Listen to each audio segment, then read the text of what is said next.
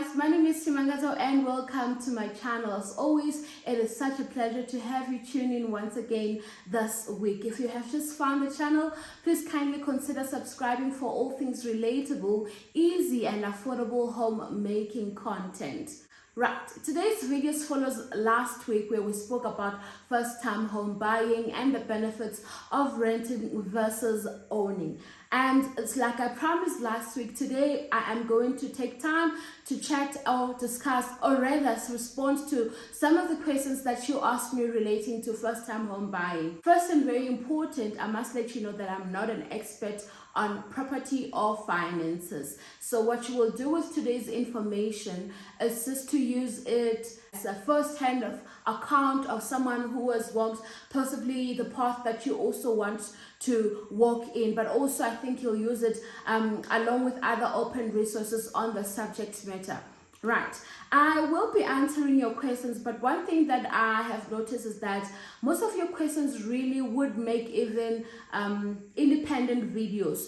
So it's going to be a bit difficult to try and get into a detailed information in as far as every question is concerned, because there's quite a number of questions that we must answer. And so if I can, I will just refer you to my blog where I write a lot about finances and property, but also some of videos that I have done previously speaking or relating to first-time home buying. Right, so now let's get into it. Ayanda Milano asked, what is the smartest way to qualify? I'm currently working on my credit score. Just Ayanda, thank you for the question. I think it's quite broad. In fact, every question that we're going to attempt to answer today is quite broad. I can't begin to think of a smartest way to qualify.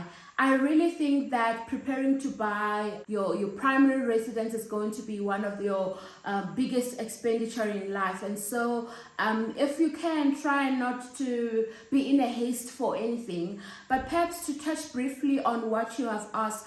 I think it's just the basics. The basics would be that you need to work on your credit score. And how do you do that? The good old paying or meeting all your financial obligation as and when you have to. As would mean that paying them at least the minimum amount for each and every one of your debts, and when and doing it exactly as you said you would. Otherwise, Ayana, unfortunately, I can't think of any fast way of qualifying to get access to any large credit like one of purchasing a primary residence. So I think, just like you said, just continue working on your credit record by meeting all your obligations, paying on time, paying a little extra whenever you can, and before you know it, you will be making your way into being able to buy, or rather finding access to buying your first home. And good luck with that, Ayanda. Right now, moving on to the next question. Apiwe says, do all banks exclude transfer fees on home loan for first-time home buyers? Not necessarily, but maybe let me just also take time to clarify. So basically, you will need to pay transfer fees on any property, whether you are a first-time home buyer or not. But perhaps let me just clarify on any property. It's not necessarily on any property. You would pay transfer fees on property that's old. What do I mean? A property that you are buying from someone else. If you are, however, buying straight from the developer and you are most likely the first homeowner of that given or particular home, those and a few other costs are luckily out of your way. And so if you're someone who's trying to beat the system, and as far as that specific thing is concerned, you want to really start considering buying property from the developers, and this is often property that's brand new, that they have just built or are even planning to build, where you buy off the plan. I hope that makes sense. Right, moving to the next question. The girl DDT says, is a townhouse exactly like an actual house where after paying it becomes my own? Yes, a townhouse will become your own. However, whether you have paid off your townhouse or not, you still need to abide by all the sectional title scheme rules of the particular property that you have bought in. And I would assume that people would specifically ask this question because of some of the misinformation that is available, because I have heard it said, which is false by the way, I've heard it said that when you buy a townhouse, you cannot necessarily make alterations or home improvements, and perhaps that is true to a certain extent. Normally in sectional title schemes, you are not necessarily allowed to make improvements on the outside, but you can do as much as you can in the inside without necessarily asking for permissions. The general rule of thumb in sectional titles is that they want to try and maintain a uniform look throughout the complex or throughout the scheme. However, this would differ from one sectional title scheme to another. So I would recommend that before you even buy into a sectional title scheme, you acquaint yourself with the rules and regulations for such schemes so that you can make an informed decision on whether you would want to buy on that sectional title scheme given their rules. I hope that makes sense, right? Moving on to the next question. Kekana Diseho asks, and guys, if I pronounce your name wrong, please pardon me, but Kekana Diseho asks, what are the things to look for when buying the house for the first time? Geez, Diseho, I think this is a very, very broad and yet very important question. I've got a number of helpful articles on my blog, which I will link on the description box and perhaps also on the comment section. But just in a nutshell, I think the things that you want to take into consideration is that you want to inspect thoroughly the property that you are going to buy.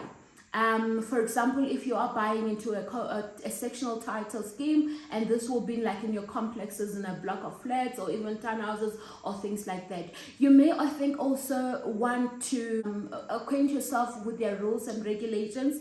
And very, very, very, very important, you want to look at their financial statements. And I can understand that is something that not all of us can, I think, study and comprehend.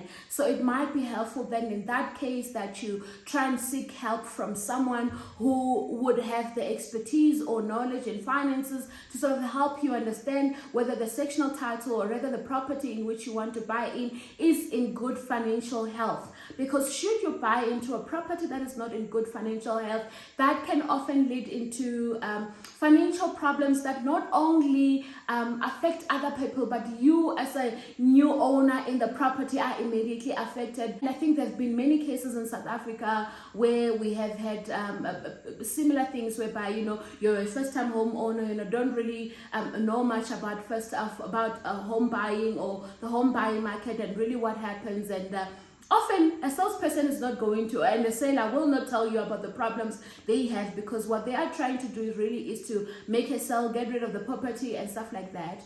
So it's very important to know, I think, the finances of a sectional title scheme that you're trying to buy in, know the rules and regulations to see if there are rules or things or regulations which you can live with or live by. The inspection of the actual property is also very, very, very important. Also, if you are not really aware of what things to look for exactly, you may also want to tag along someone you trust who can tell you whether all the electrical stuff is good, or whether all the, they are compliant with all the necessary regulations. Because unfortunately, if you just buy, property is often sold as is, and so the minute you sign, are obligated to buying the property as is, and therefore it becomes then incumbent upon you to take up whatever issues that you may have once you have processed the property. So I think that just in a nutshell, I think the things I recommend that you look out for. Okay, moving to the next question. Vanessa Gwena says, can you renovate apartments? Yes, you most definitely can renovate apartments. An apartment would obviously fall under the sectional title scheme, and I know I have said this quite often. So if you want me to talk a bit in detail of what sectional title schemes are, let me know, and then I can prepare a video in future where I talk in detail what those are and what things you need to look out for. But to answer the specific question, yeah, an apartment would be in a sectional title scheme, and you should be able to renovate your apartment to your liking, especially inside. However, there will be rules which guide you on what you can do outside, and often if you need to do any alterations outside, you'd first need to request permission from the trustees. Your trustees will then review your request based on the rules that guide their decision making, and will then revert to you with a response. But inside, you are free to do as you like. So I hope that is clear. Moving on to the next question, Afi Sapo asks, what's the first thing you must do before buying? Once again, very good question, but also very broad. I think some of the things that you need to do would be covered in the things that we have explained, whereby I think even before deciding on a property, you have inspected, you have looked at the financials. If you are buying at a sectional title, it would be different if you are buying a freestanding house. I think in terms of the preparation itself, the financial preparation, I'd highly strongly recommend that you enlist the services of a home mortgage broker, a home loan broker. These in South Africa, maybe there are a number of them. I know of Uber Home Loans, which I have used myself. There's also Better Bonds, who do more or less the same services, and you don't pay for them. You basically get paid by the bank. But what does that, and I think specifically when you are still preparing to buy a home, I'd also recommend highly that you do a pre-qualification check. I've spoken in detail about a pre-qualification check on a video, which I will also list right here, even maybe on the description box, if you are interested to hear the details and how I've gone by using such services. So basically with a pre-qualification is that before you even go into the market to look for possible or potential houses or properties, they sort of give you an estimate of how much banks will more or less likely fund you. So having done all your applications and submitted every paperwork that a home mortgage broker would request from you, they'll come back with you with a certificate that shows you perhaps that you qualify for a house. Mind you, this is not like a final qualification. It just gives you an estimate of what lenders will most likely give you. So they'll say they'll most likely give you 10 rands financing, and I like using small figures because they're easily digestible, right? So don't think that it's too silly, right? Say they'll say, for example, you can go ahead and shop a property within 10 rands because banks are most likely to give you funding for that amount. What I strongly, highly recommend is that you don't indulge yourself and go about looking or buying property on that range. And there's so many reasons why you shouldn't do that. I have spoken in detail on the video that I will link, but just briefly, you want to sort of give yourself a room to breathe. So ideally, you may want, in fact, anything below what they say you can qualify, I think it's good. You can go about and look for a house 6 rands, because what that does is that after you have signed, there are always so many chances that the home loan rate that you take out will not necessarily be the same in the next 4, 5, 6 or 7 months. And often you find that if you have sort of maxed on your level of affordability, it sort of really does take you down the financial troubles that you'd rather avoid. Also, you want to create room to breathe, because besides your monthly installments towards your lender, there are so many financial obligations that you will need to meet on a monthly basis that go towards the maintenance and the supporting of the actual property. So I think that's the bigger thing. Get the services of a home loan broker. get a pre-qualification certificate, and then make your decision informed of the information that you will get from them. Also, besides the pre-qualification, home mortgage brokers are very knowledgeable, and so you're also able to have like a one-on-one where you can ask them as many questions as you can, and they are better suited to answer questions based on experience and the actual property market at any given point. Right, next question. Lokongele says, how do you negotiate better rates with the bank? I think that's a very good question. I think the best way to go about is that you need to prove your value as a customer to a bank. But maybe let me just also give a bit of a highlight on what really happens when you apply for financing when you are buying property. For example, if it's not a process that you're seeing through by yourself, say for example, you are not necessarily applying on one bank. And this is why I recommend services of mortgage brokers. Because when you are applying through a mortgage broker, they will not only apply on one bank. They'll apply on all and every bank that offers home financing. And so what happens in that instance is that, first of all, you will go with a bank that gives you the most affordable rate. So that in itself already suggests that you're getting out a better deal. But also, what happens is that if you're a very good payer, like in as far as your debts are concerned, banks can begin to compete to get you as your customer. So say for example, you're an F&B customer, right? And your mortgage broker has applied for home loan financing from 4 banks. And you find that perhaps it is ABSA that gives you a better deal. Your home mortgage broker can always go back to your bank and say, look, this guy got this deal, would you want to let this customer go? And often you find that if you're a very good credit payer, they will want to beat that offer. And so automatically, that's sort of a process that happens even without you lifting your finger. But I think for me, it has best played out because I did it through a mortgage broker and not necessarily by myself. But I suppose really, even if you are an individual, the best way to go about it is to try to get banks to compete amongst each other. And how you do that is that you don't just apply on one bank, you apply on both, and then you try to play them to say that, look, this guy, the F&B is giving me this much, Standard Bank is giving this much, and then when you see that, people will want to, rather banks would want to compete to have you as their customer. Another thing is that, so many things begin to unfold when you do eventually take out a home loan. Say, for example, you end up taking a home loan with a bank which is not your primary bank.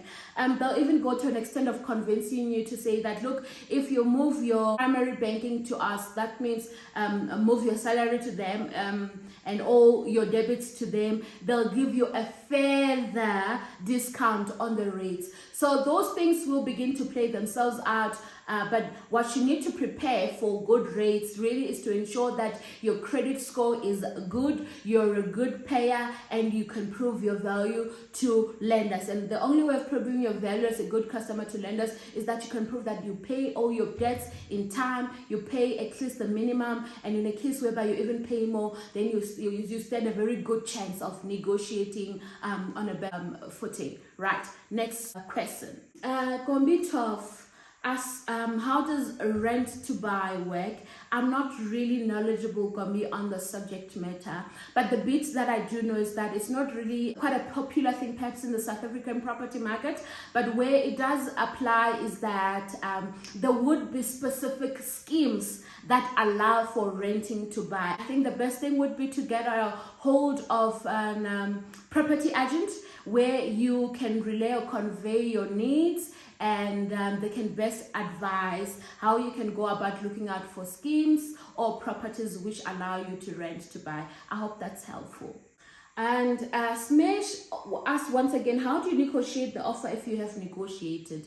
And I think that has been answered like 2 questions before this one or 2 questions before. But also, let me take you through also another kind of negotiation that most people perhaps don't really talk about. And I have spoken about this in one of my renovations video. I remember when I bought my property, it was not well looked after. It was in a sense neglected. So many things were out of place. Now you can do one of two things in a situation like that, whereby when you do go do your inspections, you can write a snag list to the seller to say, look, I'm really interested in buying your the property. I really love it. However, there are these things that I feel like you need to fix in order for me to buy the property on the amount that you are asking. That is one way, right?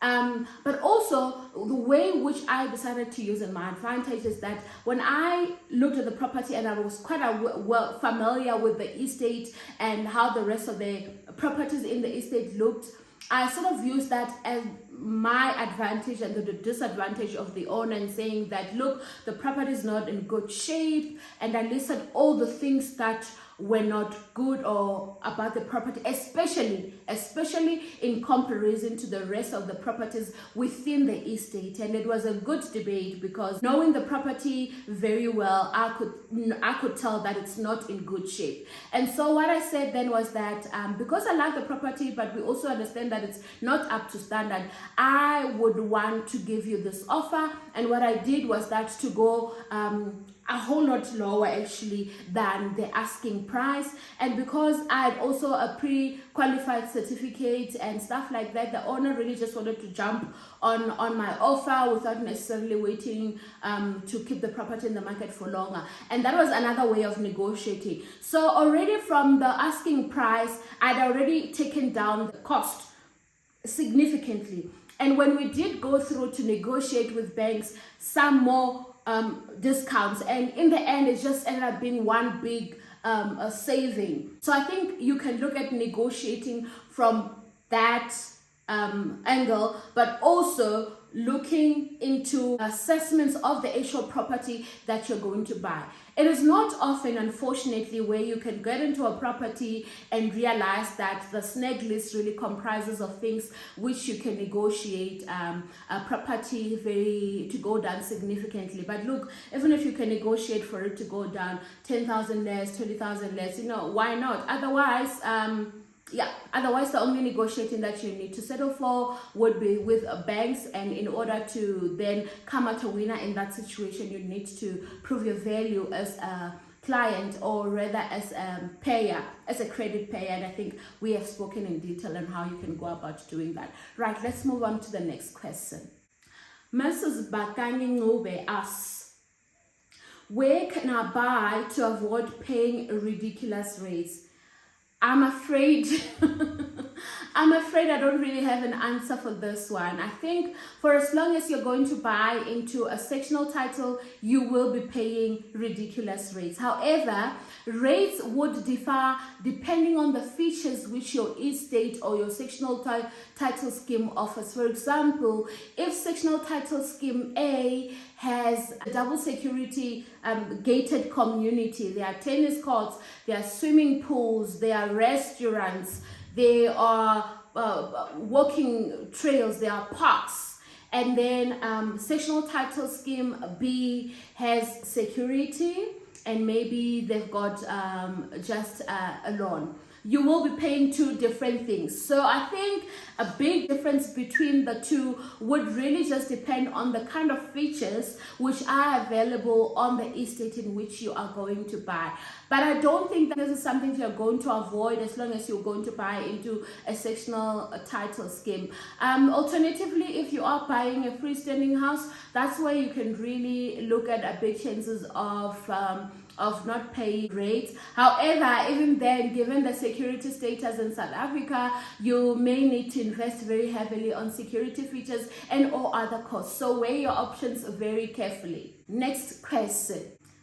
Fiona, the homemaker, asks, roughly how much are transfer costs, or does it depend on the price of the property? Yes, Fiona, you are right. Transfer costs are dependent on the total cost of the company, and I have shared in detail on last week's video how this is worked out. And just to give you a brief summary, that's going to be about 10% of the total cost of the property that you are buying.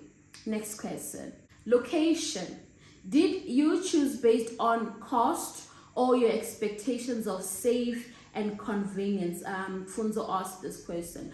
Funzo, my decision really was based on a number of things that I don't think that we've got the time to exhaust those. But primary, and I think Funzo, you are specifically asking for my property and my own experience and my own processes, and perhaps not really asking what you should look out for, right? You let me know in the comment section if it's not. But I definitely looked at a list of needs that I wanted for property which I was going to make a primary residence. And you're right, it included security, it included convenience. I needed to stay in an area whereby I can easily get access to health care. I can easily get access to other economic services. I've got good security, where I've got extramural activities within the estate. So those were the little things really that were very important for me. And I think also in determining your own needs, you may also want to assess what is important at any given point of your life, right? Next question. Prova V asks, what can I expect after moving in? I think I also touched in detail in last week's video, but besides your bond, you need to prepare to pay. For example, if you're buying into a sectional title, you will be paying monthly rates and levies. You will be paying the municipality. There's the usual utility costs like electricity and water. You will need to have some money on standby for maintenance. When you're an owner, everything is on your shoulders. You could have a burst geyser. Oh, by the way, you need to prepare to pay for insurance. In fact, banks or rather your financier will make it known to you that they need you to have home insurance.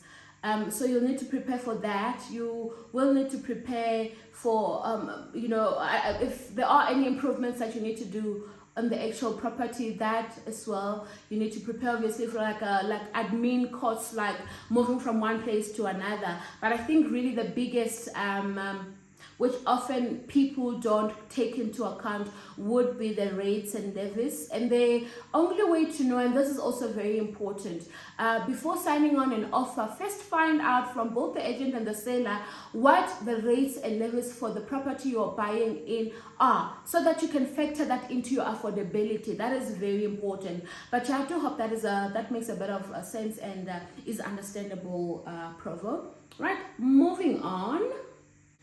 Dolly Tema says, which one is the best option between buying a new home or an existing house? Guys, I believe that every decision we make will have its pros, will have its cons. So I think what's very important is to sit down, assess your needs as an individual. Why am I buying the property? What do I want to do? How long do I want to be here? And stuff like that. What are the costs? And also then do a study on what the pros for buying into a new one or existing property would mean. I know, for example, that if you're buying off a buyer, you get to save a lot on transfer costs, which really are too much for someone who's not prepared. Because often you find that people have to settle for taking out loans, and then you find that then you have to service your loan, you have to service the bond, you have to then prepare for the rates and levies. But I don't think that we've got the time today to go into the comprehensive list of the pros and cons of buying into existing or from a developer. But of course, from face value, buying from a developer could cut costs rather on transfer costs. Moving on to the next question. Somebody's asking whether they should buy or save and continue renting. And this is non-Tando manual. Tando, there is no right or wrong answer. I think you will need to go through last week's video to inform your decision making, because we really spoke in detail on how you should go about making this decision. So please allow me to just leave it here on this question, but refer you last week's video because it's got detailed information which can help you make an informed decision on the end. Right. Next question. As someone in her 20s who recently just started her career, I think actually this is one question cut into two. I think the question was, as someone in her 20s who recently just started a career, would you say it's best to buy or save and continue renting? And I think then the answer would remain the same, to say we exhausted in detail, discussed in length, things you need to take into consideration before you can make that decision. Right, next question.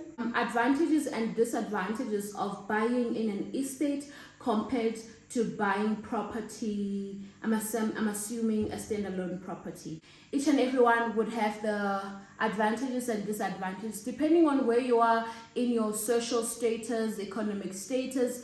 You need to make a full study of what your needs are as an individual or even as a family, and then also list then the individual advantages and disadvantages for each option. I can tell you straight away, each one of them would have advantages and disadvantages, but one just off the cuff face value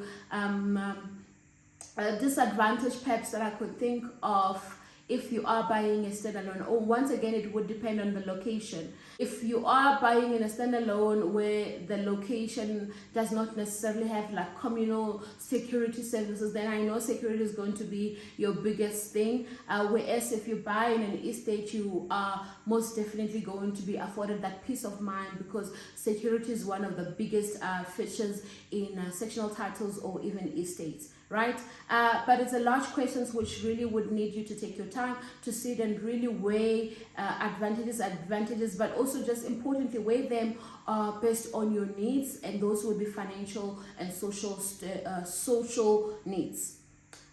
Moving on to the next question. Can you please tell us about transfer costs? Once again, the transfer costs would make about 10% of the total cost of the property that you want to buy. But there is an option whereby if you are buying straight from the developer, this is a new property which you are either buying off the plan. Off the plan would mean that they have not even started building. There is a site, but there is still some admin work that still needs to be done with municipalities, funders, and so on and so forth. But also is a newly developed estate or newly developed freestanding house where you get to cut out on transfer costs. But as I think also explained on last week's video, I think there's about two, if not all banks have like a young professionals sort of a discount or the program that they offer to first-time home buyers who have about a 4-year degree and are under 35 buying a house for the first time, whereby you not only get to apply 100% of your home loan, but get to apply for 105, and the 5% would then be used to fund the transfer costs, and you find that can be very, very, very helpful. So please look out for that, but also look into the video that we did last week, because I think we spoke a bit in detail relating to the specific subject matter. Okay, now moving on to the next one. The next one is the last one, I think. Kivit Ayanda says, how much deposit do you pay? Once again, there is not a fixed and all universal deposit to be paid. This will depend on many factors. For example, I think all of us ideally want to apply and be approved for 100% home loan finance option. But there's always a possibility that you may not be approved for 100%. And in that instance, for example, if you are approved for 80%, it would mean that you need to put down a 20% deposit of the total cost of the house, and that would mean that when the bank finances you the 80% on condition that you've got the 20% ready, and so there is not really a fixed amount. But also you must remember that in an instance whereby you are approved for anything less than 100, you've got then to pay that deposit, but also need to have transfer costs ready as well, and that can be quite hefty. So all in all, you need to be financially ready and prepared to embark on a property or first-time home buying journey. This is it for today's questions. If you've got any, please let me know on the comment section below and I can tackle those as soon as possible. You know, if you are enjoying this property series, so that we can try and figure out which other informative topics we can discuss next. Until the next one, do keep safe and thank you for watching.